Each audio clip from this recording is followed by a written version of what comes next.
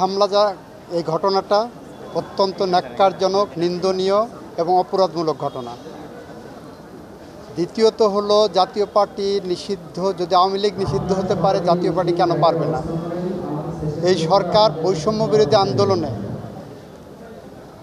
যারা অংশগ্রহণ করেছেন এবং যারা বিরোধিতা করেছেন, উভয়ের বিরুদ্ধেই বিরোধিতা করেছেন, তাদের বিরুদ্ধে আইনি কী পদক্ষেপ নেওয়া সম্ভব সব দিক যাচাই বাছাই করছেন। জাতীয় পার্টি ৮২ সাল থেকে ৯০ সাল পর্যন্ত বাংলাদেশের মানুষের রক্তের সাথে বেইমানি করেছেন, রক্ত নিয়ে খেলেছেন।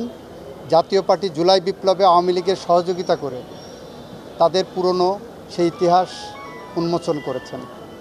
সুতরাং নূরের উপর হামলা বিচ্ছিন্ন কোনো ঘটনা নয়, এটা সুগভীর চক্রান্ত এবং ষড়যন্ত্রের একটি অংশ।